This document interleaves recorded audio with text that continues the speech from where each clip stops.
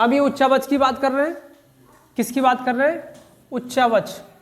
द्वितीय श्रेणी के उच्चावच, और द्वितीय श्रेणी के उच्चावच कौन है? पर्वत है, पठार है, और कौन है? मैदान है। जो पृथ्वी है, पृथ्वी पर क्या मिलेंगे आपको स्थल पर? पर्वत, पठार, मैदान। और हमसे एक क्वेश्चन पूछा जाता है कि इनका प्रतिशत बताइए। किसका? पर्वत, पठार और मैदान का प्रतिशत बताना है आपको। तो देखिए, तो पर्वत कितने परसेंट है, पठार कितने परसेंट है, मैदान कितने परसेंट है? ये किसकी बात कर रहे हैं? ये विश्व स्तर पर बात कर रहे हैं हम, याद रखना, विश्व स्तर पर बात कर रहे हैं, वर्ल्ड लेवल पर बात कर रहे हैं। बात करेंगे पृथ्वी की गतियां, बात करेंगे। गतियां दो प्रकार की हैं, एक घूर्णन है और दूसरी। घूर्णन का मतलब क्या है? जब कोई पिंड, जब कोई खगोलीय पिंड अपने अक्ष के परितः क्या लगाए? चक्कर लगाए, घूमे, तो उसे कहते हैं घूर्णन। ये क्या है? ये है अक्ष। क्या है ये? और ये पोल है, ये भी पोल है, ये ध्रुव है। ठीक है, इस अक्ष का उत्तरी बिंदु नॉर्थ पोल है और दक्षिणी बिंदु साउथ पोल है। अब ये जो पृथ्वी घूम रही है या कोई भी खगोलीय पिंड घूम रहा है, तो जिसके परितः घूम रहा है वो अक्ष है, और अक्ष के परितः घूमना ही क्या है? घूर्णन है। अगर मैं इसका उदाहरण दूं, मैं इसका उदाहरण है सिंपल, आपका क्या? पंखा। खेलता हुआ बच्चा किससे? लट्टू से। बताओ, देख रहे? अपनी धुरी पे घूम रहा है। दूसरी बात, अब बात आती है परिक्रमण गति क्या है? जब कोई पिंड किसी दूसरे पिंड के चारों ओर घूमे, चारों ओर घूमे, ठीक है, तो उसे क्या बोलेंगे हम? उसे बोलेंगे परिक्रमण गति बोलेंगे। जब कोई पिंड दूसरे पिंड के चारों ओर घूमे, जैसे अर्थ यहां भी है और अर्थ यहां भी है, तो ये अर्थ घूम रही है और सूर्य की परिक्रमा कर रही है। तो हमारे 8 ग्रह किसकी परिक्रमा करते हैं? सूर्य की। तो इस तरह की चारों तरफ घूमने की जो गति है, जो दशा है, वो दशा परिक्रमण गति कहलाती है। घूर्णन के परिणाम, एक देखिए, घूर्णन के परिणाम।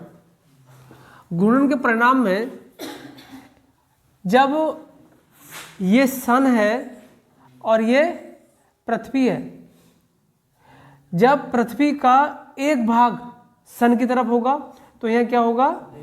यह दिन होगा, और यह क्या होगी? रात होगी। देख रहे हैं आप, यह रात होगी। अब पृथ्वी घूमे ना घूमे कोई फर्क पड़ रहा है क्या? तो दिन रात तो उस पर हो रहे हैं, लेकिन दिन रात में परिवर्तन कब होगा? जब घूमेगी। तो हम ये नहीं लिखेंगे कि पृथ्वी पर क्या होता है? दिन रात होता है। फिर घूर्णन के कारण पृथ्वी क्या होता है? दिन रात होता है। नहीं, दिन रात तो वैसे भी हो रहे हैं। क्या होता है? दिन रात में क्या होता है? परिवर्तन होता है। परिवर्तन होता है किससे? पृथ्वी के घूमने से। एक बात हो गई। अब मैंने अवधि आपको घूर्णन अवधि बता ही दी, ये आपको पता ही है, 23 घंटे 56 मिनट और 4 सेकंड। ये आप याद रखना, ये याद रखना। अब दूसरी बात, अगले परिणाम क्या है? अगले परिणाम है इसके घूमने से, इसके घूमने से क्या होता है? स्थायी पवनों की उत्पत्ति होती है। अब यहां बताने का मकसद है कि मैं आपको कुछ खास पवनों पे ले जाऊं, कुछ खास पवनों पे ले जाऊं और उनकी उत्पत्ति बता दूं मैं आपको। स्थायी का मतलब यह है कि हमेशा किसी एक निश्चित दिशा में चलने वाली पवनें स्थायी पवनें कहलाती हैं। और इनकी उत्पत्ति, इनकी जो उत्पत्ति है उसकी वजह क्या है? उसकी वजह क्या है? घूर्णन है। इसका मतलब जब तक पृथ्वी घूमेगी तब तक ये हवाएं चलेंगी, इसलिए इन्हें परमानेंट विंड्स कह रहे हैं हम, स्थायी पवनें कह रहे हैं। स्थायी पवनें पृथ्वी पर आपको देखने मिलेंगी। मैं दिखा रहा हूं आपको, ये मैंने यहां चित्र बना देता हूं मैं। ये देखिए, ये भूमध्य रेखा है, ये कर्क रेखा है, ये मकर रेखा है, आर्कटिक वृत्त और अंटार्कटिक वृत्त। 0 degree, 23.5, 66.5 north north, 23.5 south, 66.5 south. यहां देखिए ये पवनें चल रही हैं 23.5 नॉर्थ से 23.5 साउथ के बीच का एरिया है ये। और यहां जो पवनें चल रही हैं उन पवनों का नाम है क्या? व्यापारिक पवन, व्यापारिक पवन कहते हैं, ट्रेड विंड कहते हैं ना। क्या कहते हैं इन्हें? ट्रेड विंड्स कहते हैं। व्यापारिक पवनों का जो अर्थ है वो ये है कि ये पवनें इस समय होने वाले व्यापार में सहयोग करती थी। जहाजों पर जो त्रिपाल लगे होते थे उन्हें पुश किया करती थी, जिससे जहाज आगे की ओर गति करते थे। कुछ लोगों ने कहा ट्रेड विंड, आप लोग समझते हैं ट्रेड का मतलब व्यापार। ट्रेड क्या है? एक किसी निश्चित दिशा में होने वाला आवागमन, एक निश्चित पथ है। ट्रेड का मतलब क्या है? एक निश्चित पथ। ये पवनें एक निश्चित पथ पे चलने वाली हैं, इसलिए इन पवनों क्या कहते हैं? ट्रेड विंड कहते हैं। एक निश्चित पथ जो होता है उसे क्या कहते हैं हम? ट्रेड कहते हैं। ये पवनें किस में चलती हैं? एक निश्चित पथ पे चलती हैं, इसलिए ये क्या है? ट्रेड विंड है। बात ये क्लियर हो गई। दूसरी बात, ये देख रहे हैं, ये 66.5 से 23.5 नॉर्थ, 66.5 से 23.5 साउथ जो पवनें चल रही हैं उनका नाम दिया है हमने पछवा।